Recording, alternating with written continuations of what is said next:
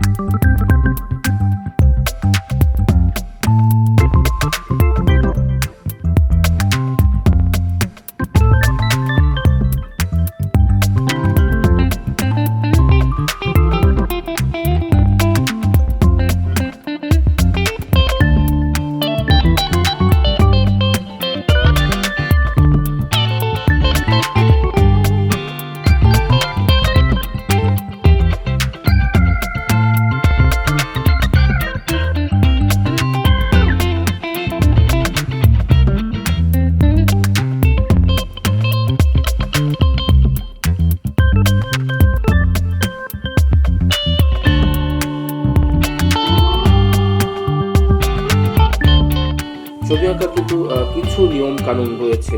অর্থাৎ যারা জাত শিল্পী তারা কিন্তু আসলে তাদের ভেতরের প্রতিবিম্বটাকে কাগজে ফুটিয়ে তোলার চেষ্টা করে, তাতেই একটি সুন্দর ছবি হয়ে যায়। তবে কিছু নিয়ম কানুন কিন্তু রয়েছে, আর্টেরও কিন্তু কিছু গ্রামার রয়েছে। আমরা যেমন ছোটবেলায় অ আ ক খ শিখে কিন্তু আমরা পড়তে শিখেছি, লিখতে শিখেছি, আর্টেরও তেমন কিছু নিয়ম কানুন রয়েছে। আমরা আমাদের ড্রয়িংগুলোর মধ্যে দিয়ে সেই গ্রামারগুলো আপনাদেরকে দেখিয়ে দেবার চেষ্টা করব, শিখিয়ে দেবার চেষ্টা করব, একসঙ্গে শিখবার চেষ্টা করব।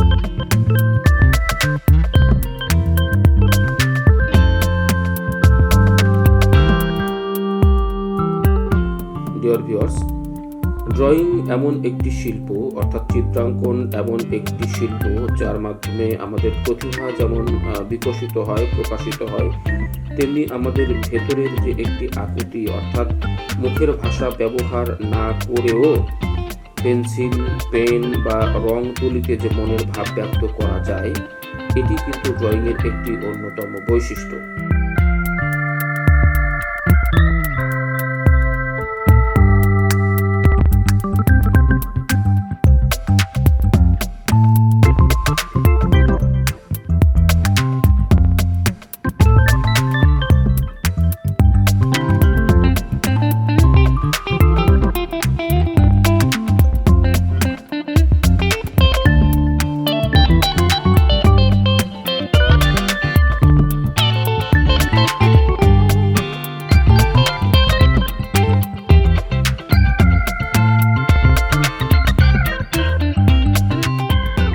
ডিয়ার ভিউয়ার্স, শেষ হয়ে এলো আমাদের আজকের ড্রয়িং।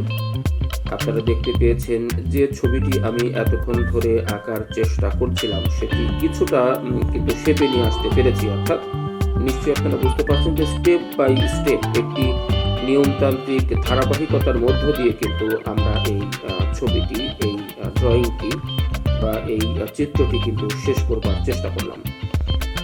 আর্টের মধ্যে কিছু গ্রামার রয়েছে, কিছু নিয়ম কানুন রয়েছে যেগুলো জানলে আসলে ড্রয়িংটা ভীষণ সহজতর হয়ে ওঠে এবং অত্যন্ত জীবন ঘনিষ্ঠ বা জীবন্ত মনে হয় সেই ড্রয়িংটি। তো আপনাদের কেমন লাগলো জানি না, যদি ভালো লেগে থাকে লাইক কমেন্ট করে আমাকে উৎসাহিত করবেন। সবাইকে অনেক ধন্যবাদ।